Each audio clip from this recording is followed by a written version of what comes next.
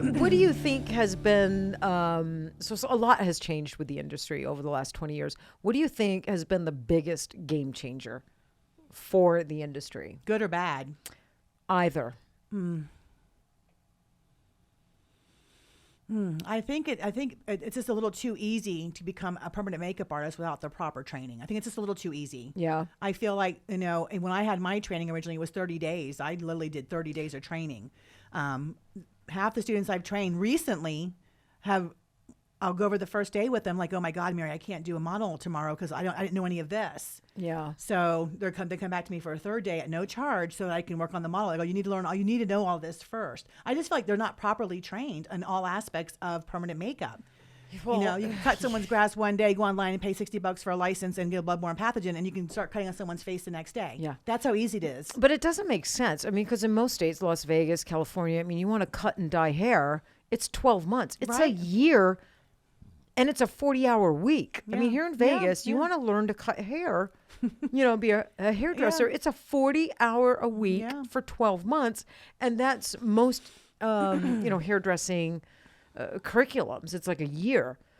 But you want to take needles and ink to someone's face, someone's eye area, for Pete's sake. Yeah, it's so lax. It's a weekend. In so many places. Like Florida was like you could just cut someone's grass 2 days and then take a course and you'd be working on someone's face. But you have to be an esthetician to put eyelashes on someone's face. Yeah, it but doesn't. Cut someone's eyebrows open. Colorado is probably one of the strictest states. Had I known what I know now, things would probably have been a little different with me moving there at the time that I moved there. But you have to be an esthetician. You have to have 132 hours on your belt in a Colorado state approved school. Wow. I got reciprocity because I've been in the industry for so long. And just for me to do my classes in Colorado, I had to go through their department, the DPOS. So the biggest accredited school is working with me. So I'm hoping to get that situated here really, really, really soon so that I can do everything properly. I'm not going to slide on. You know how many trainers come into Denver under the radar and certify people without anybody knowing? No, yes. Yeah. And they can't do it because it's against the law in Colorado. Right. And they don't tell them. So the students end up not being able to. They can't work in Colorado. They can't work in Colorado. Yeah. I mean, you have to be an esthetician. You have to have a permanent makeup with minimum of 132 hours. Yeah. So Morgan got trained in Florida. Had I not known, we didn't know. It didn't carry over. Right. She had to do an additional fundamental training in Colorado. She's got 212 hours of training, which is good, but it was too full. Well, there's so much money in training. I think a lot of these trainers just don't care. They're just doing this big, huge circuit, city after city after city after city, these 2-day classes. No hands-on training, no touching skin. No, and they're making millions, hundreds of thousands, if not millions of dollars. And no one's really getting trained. Yeah, you know? Sad, yeah, it is sad. And I don't really get too caught up in all that and pay attention too much because it's disheartening. It's just a waste of energy. Yeah, it's a waste of energy, and I don't want to really police the industry. That's like not what I want to be to the industry. And we basically learn what not to do. Yeah, learn what not to do, what doesn't work. Yeah, and then pivot and stay focused on the positive things and what does work. Right. And hopefully one day laws and regulations will catch up, to the industry, to the states, and there'll be some sort of guidelines. The one thing with like Department of Health and the regulatory boards, they don't base it on artistic skill. Did you pay your fee? Then you can do it. But if you're botching someone's face, it's okay. We're not basing it on artistic skill. Right. Yeah, it's terrible. Okay, so that's. I was going to ask you what irks you the most, but it's probably what irks you the most too. The lack of ethics, I think, in the industry. The lack of ethics. Yeah. There's a lot of that. There's a lot of great people, people with strong ethics and, doing everything for all the right reasons. And then on the flip side, the handful that just are out there, spreading and doing the wrong thing, and people are literally learning from it, and it's not the right way. I just bite my tongue. Yeah. I bite my tongue. I don't want to get involved in the drama. I bite my tongue, and hopefully they'll learn hard lessons themselves and not do it in the future. That's all you can wish for them. I don't get involved either. I don't get involved. I think one of the things that irks me the most is probably more so than the lack of training, because it's probably the misinformation people put out there in order to sell their product. Yeah, that's what I cannot stand. So we started a new thing called Myth Slayer. So so we're gonna be posting things like on Instagram Reels and our TikTok, Myth Slayer, and like for example, someone on a Facebook board who makes income off an organic line posted that you can't create pixels with an iron oxide. It's virtually impossible. You cannot get pixels with an iron oxide.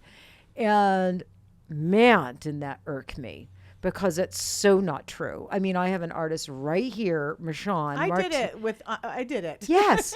And I do it every now and then. Michonne does it every flippin' day with that single needle in LI Pigments Aqualine. She gets the craziest pixels you've ever seen. And so did you get that picture I sent you, Olivia, in your email? So this is how the universe works. So I'm like, ooh, Myth Slayer, Olivia, okay, you can get iron oxides, I mean, you can create pixels with an iron oxides. Of course you can. So, such a ridiculous statement. Everybody that comes out with something ends up bad-mouthing another company to try to get theirs to look better. Well, usually there's something to gain. Yeah. The only reason, mostly, someone is saying negative, crap about iron oxide is because they make money off organics. Exactly. And vice versa. I have seen people say negative things about organics. Mm-hmm. And if you, look a little closer, they're distributing or making money somehow off iron oxides. Yeah. And LI Pigments has always made both or organics and iron oxides. And so, there's a real beauty to both, a real need to both. There's pros and cons to both types of pigments, to be quite honest with you. But anyway, on the Girlz Inc. board, like 4 or 5 days ago, right after I saw someone make that comment, someone posted a picture of an eyebrow she did with Navajo brown, and she highlighted and look at those pixels. Now, of course, she didn't know about this other post on this other board. Yeah. She just posted a beautiful eyebrow picture. It happened to be done with Navajo brown, and she was so proud of those pixels that she commented about her pixels. And it was really cute, just super proud of herself. And so, I went on there. I said, this is like, oh my God, like, this is like so perfect. Can I use your picture? I'll give you credit, of course, because I just saw on another board, someone commented that you can't create pixels with an iron oxides. Were they being specific to LI?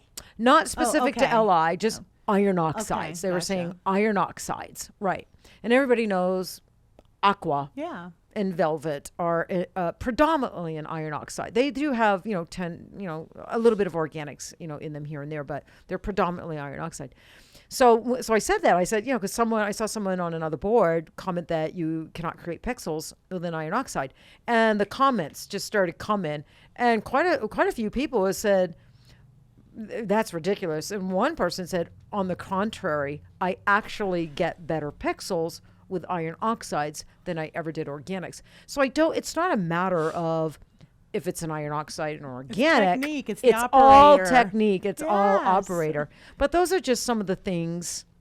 They're going to learn hard lessons by doing and posting like stupid derogatory things like that. Yeah. And there's people that I've actually who have made really bad comments and posts. I'll private message them like, take that down. Mm-hmm. You're not looking so good. And I will, just trying to be nice, take it down. Well, you never, ever, ever look good trying to make someone look bad or something look bad. Absolutely. Ever. Yeah. Ever. Yeah. And is it really worth a few more sales in your cart, or, whatever you think you're gaining out of it? I mean, that's the thing that irks me the most. If you have nothing nice to say about a person, a class, a product, a pigment, a machine, then shut up. Yeah.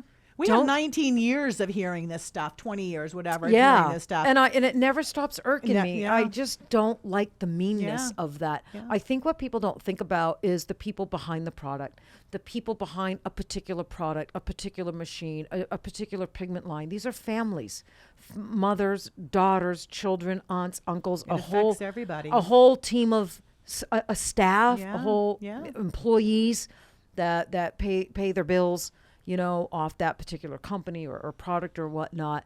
And so, yeah, it just really, really irks me. Just shut up. It's not necessarily always the pigment. People always want to blame the pigment. It's their skin. It's their lifestyle. It's their medications. It's their creams. So many variables. They'll blame needles. I know. They'll blame the. You know how many times we get emails that your machine, they'll buy a machine.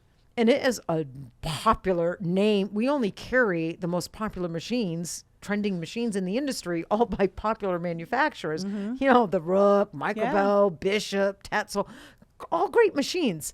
And we will get people that email us, no lie, this particular machine, it doesn't work. It doesn't implant. I'm like, oh my God.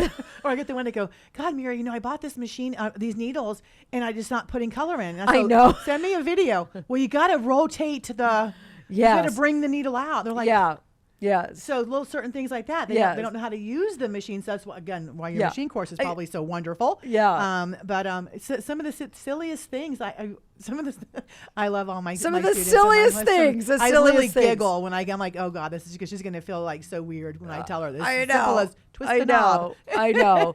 I think some people are just really quick to blame the product, the pigment, the tool, rather than. And that's why it's important to have in-person training so people can show them. You can't learn a lot of this stuff online. You just can't. No, you just cannot. You need to touch the skin. You got to touch the machine. It's very tactile. Our industry is very, very tactile. You need tactile training.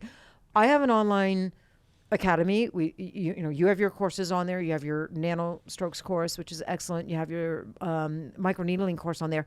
So there's a place. At a certain point, you can take online classes, and that's going to be enough for some people. But if you're a newbie, there's nothing wrong with taking an online course and viewing that course, watching the videos, reading the material, absorbing it. But then you need to back that up with hands-on. Right. Yeah. I mean, if you're skilled enough, then maybe you don't. If you already do a great ombre brow, but you want to watch Mary's online or Sang, like somebody already doing great ombre brows, but they want to learn a couple of different nuggets, maybe the way someone else does it. And I did Na's course, and it was a game changer for my powder brow. Yeah, Na is a great trainer, teacher. She's very articulate. That course is well done. So anybody wanting to learn how to do a powdered brow, ombre brow, shaded brow using single needle and the smaller needles. Great course to take. I learned a lot. I thought I knew everything until I took it. Yeah. I've learned a lot from every single course on my academy. I take all of them. Olivia does too. We have to watch them and read through the chapters, watch the videos to make sure, everything's good quality. They're everything aligns with the standard of Girlz Inc., myself and what we stand for, the type of quality of education we want to put out there to people. So we watch everything. And I'm always learning from you, Mary.